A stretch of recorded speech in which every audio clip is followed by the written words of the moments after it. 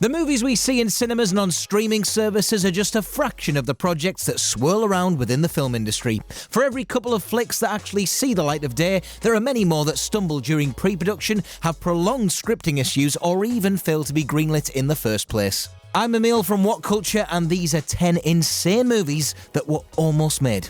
Sometimes it's simply the premise itself that's the problem. A filmmaker might have a concept that sounds really cool and unique, but in reality, it could be too expensive to produce, too difficult to execute, or just too weird for any studio to want to give it a go.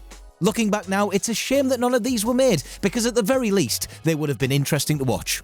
Number 10. A Tom Cruise-James Cameron space movie. A project we only recently heard about, legendary Hollywood duo James Cameron and Tom Cruise were at one point considering shooting a big-budget movie together.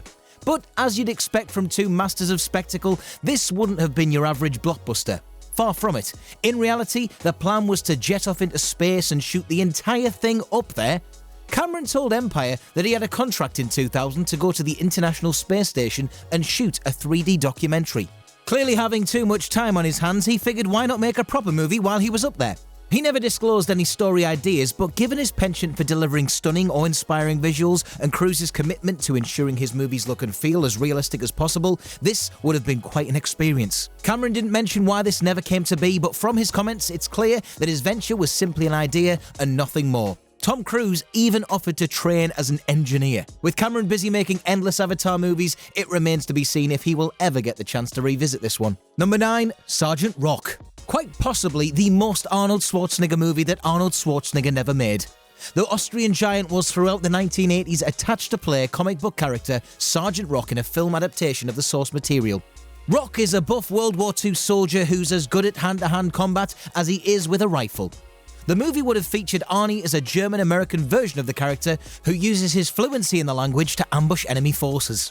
At one point in time, Die Hard director John McTiernan was in talks to helm, which led to him including Sgt Rock comics in Predator so he and Arnie could read them on set. Put the comic down. Essentially, Sgt Rock would have been a balls-to-the-wall action flick in that typical 1980s style. Think Commando, Die Hard, Cobra, Predator. It was perfect Arnie material. The greased-up muscles, the cheesy one-liners and the comical amount of blood spurts would have been all present and correct here, but turned up to 11 to mirror the comically macho character we see on the page.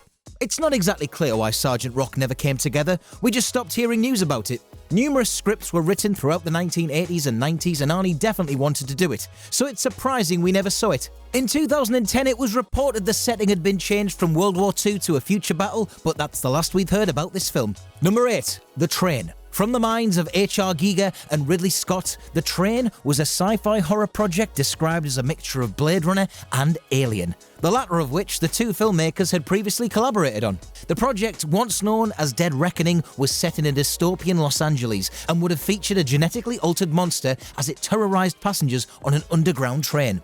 Based on this rough plot outline alone, Giger began drawing up some concepts for the train's futuristic look, including imagining the titular vehicle as a sentient biomechanical creature with a skull-shaped head.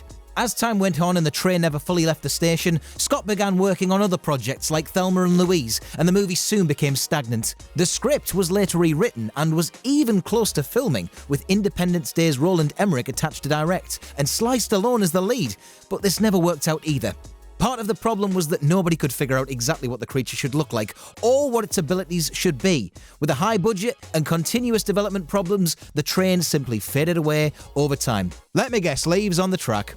Number 7. The Tourist. No, not the Johnny Depp one. Filmmaker Claire Notto's The Tourist would have been a sci-fi story following Grace Ripley, an attractive young female professional who is secretly a member of an alien race. Set in modern-day Manhattan, her and her species would be living in hiding, seeking a way to get back to their home world. Notto wanted The Tourist to have a vivid sexual element, stating that she wanted to make a science fiction movie for adults which portrayed sexual agony and ecstasy. Quite how that meshes with an alien story is anyone's guess. Notto wanted to make the movie her way, sexy overtones and all, but Studio Universal kept pushing back, and the project swiftly entered development hell. At the time, this undercover alien idea was very original, but the sexualized nature of the story was something that studio execs just couldn't get on board with. Remnants of the concept can be seen in films like Men in Black, and the script was returned to in the early noughties, but the idea was just a bit too irreverent and expensive for any major studio to take a gamble on. Number 6. Batman vs Superman. Years before the Zack Snyder version, Warner Brothers attempted to bring Batman and Superman together on the big screen, with Troy and the Perfect Storm director Wolfgang Peterson at the helm. Akiva Goldsman, the screenwriter for Batman and Robin, hashed out the story, which would have opened with a retired Bruce Wayne getting married, Clark Kent being his best man. Bruce's bride is then killed during their honeymoon, with the Joker suspected to be involved, and this brings the Dark Knight back into the game as he seeks revenge. Oh my god. Eventually, we learn the Joker and Lex Luthor were behind the death of Bruce's wife, and that they even manipulated the two into falling in love in the first place. Also, they could kill her and make bats mad, as you do. Batman and Superman would have then fought before kissing, making up, and taking Joker and Luthor down. As cool and crazy as this idea sounds, Warner Brothers ultimately decided to keep the two franchises separate, with Christopher Nolan making Batman Begins and Bryan Singer working on Superman Returns. Batman vs Superman was actually slated for a 2004 release at one point though, and a version of the script can be found online, so it wasn't a million miles away from being made. Hashtag we want the Goldsman cut. Number 5. Barbarella. A remake of the Jane Fonda starring 1968 sci-fi adventure, this version of Barbarella would have been directed by Machete filmmaker Robert Rodriguez. The original Barbarella movie is based on the comic book of the same name, following the titular space traveler as she searches for a devastating weapon. Apparently, Rodriguez wanted to take the concept of a badass female space warrior and make it a full-on adult with lots of sexual content and violence. Not really surprising when you look at his filmography. He once described the project as a really cool, R-rated, sexy, almost like that movie Heavy Metal version of a Star Wars movie. Okay, Heavy Metal is a 1981 adult animation. You can watch the trailer on YouTube, but be warned, it is not safe for work. And if Rodriguez was going to mix that with Star Wars and Barbarella, the result would have been truly wacky wild and very mature. Unlike other entries on this list, which were foiled by factors outside the filmmaker's control, it was the director himself who sank this one. Rodriguez could have actually made Barbarella, but he had some issues with the production location. Despite a German company offering a $70 million budget, shooting and post-prod in Europe meant being away from his 5 kids for a long time, so it's easy to understand why he chose not to make the film. Number 4. Crusade. Back in the early 90s, Arnold Schwarzenegger was one of the biggest celebrities on the planet, and he could almost get any project made. Unfortunately, Paul Verhoeven's Crusade was just a step too far, even for him. Arnie would have been reuniting with his Total Recall director here in a bloody historical epic, featuring the actor as a peasant thief called Hagen, who is sentenced to death. Hagen evades the noose by performing a miracle. He burns a giant cross into his back, resulting in the Pope, who believes Hagen's miracle is a sign from God, using him as a piece of propaganda. Cue lots of bloody hack-and-slash battles, an evil count who also happens to be Hagen's half-brother, and a story that culminates with Hagen literally acting out his earlier miracle, carrying a burning holy cross on his back. A massive budget was ultimately what doomed Crusade, with Verhoeven reportedly yelling, "Guarantees don't happen, and if anyone promises you guarantees, they're lying," to a room full of studio execs when asked if he could guarantee that costs wouldn't balloon. If he had cooperated, chances are he would have got to make his movie. Unwilling to take the financial risk on a mature film that played with religion in a potentially controversial fashion, Studio Carolco instead greenlit Cutthroat Island, which soon became one of the biggest flops in Hollywood history. Oh dear. Number 3. Superman Flyby. Way before the current DC film universe came to be, Star Wars The Force Awakens and Super 8 director J.J. Abrams wrote a script for a comic book movie tentatively titled Superman Flyby. While it bore the framework of your typical Superman origin story, it was also needlessly convoluted and contained way too many unnecessary details. For example, Clark's glasses contained lead to help him manage his laser vision, and the Kents were no longer just a random family that adopted Kal-El. They had been chosen by Jor-El years prior. Plus, Abrams was adamant that all Krypton scenes be spoken in Kryptonian, a brand new language the production would have had to design.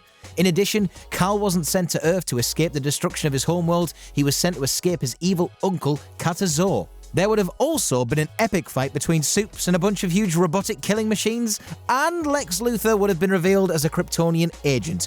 Because why not? Flyby actually came really close to being made, with directors Brett Ratner and McG each doing a lot of work on the project at different stages. It was even speculated that Anthony Hopkins would be playing Jor-El, and McG once stated that none other than Robert Downey Jr. had been cast as Lex Luthor. Current Superman Henry Cavill was even in the running to play the Man of Steel. Sadly, the movie's budget became its downfall. Abrams' first draft was going to be too costly to produce, and while his second attempt toned things down a little, the fact that the movie was languishing in pre-production, all while soaking up cash, eventually caused the studio to pull the plug. Number 2. Kaleidoscope. Psycho director Alfred Hitchcock didn't exactly make light-hearted movies, but Kaleidoscope was perhaps a little too dark a proposition, even for him. Inspired by a pair of real-life serial killers, the movie would have followed a murderer called Willie, who enjoyed luring in young women and butchering them. Where Psycho adopted a less is more approach to its mature content, Kaleidoscope would have been the exact opposite. Willie was to be portrayed as the film's hero,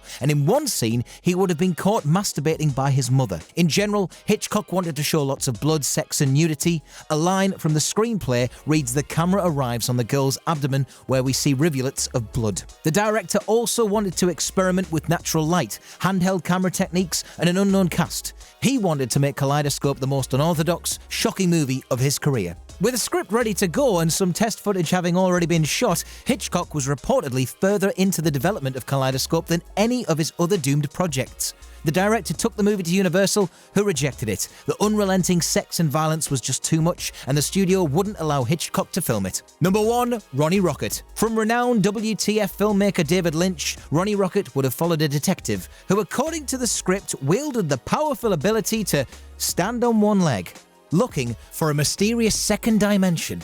Lynch once described the movie as being about a 3-foot-tall guy with red hair and physical problems, and about 60 cycle alternating current electricity. A group known as the Donut Men, who could use electricity as a weapon, would have been involved. Ronnie also needed to be plugged in at regular intervals to give him a supply of energy. To say that this movie would have been mad is quite the understatement. Ronnie Rocket was intended to be Lynch's next project after the successful Eraserhead, but it was simply a case of him being unable to find funding. The wacky nature of the premise turned a lot of prospective financiers off, and other backers like Evil Dead 2's producer De Laurentiis Entertainment Group went bankrupt before work on the film could begin. Lynch kept returning to Ronnie Rocket every couple of years, but it wasn't meant to be. And considering that in the 1980s, he wasn't half the respected name he is today, and it's not surprising that he struggled to get this bizarre movie off the ground. If anyone watching this video wants to make those films, then please, be my guest.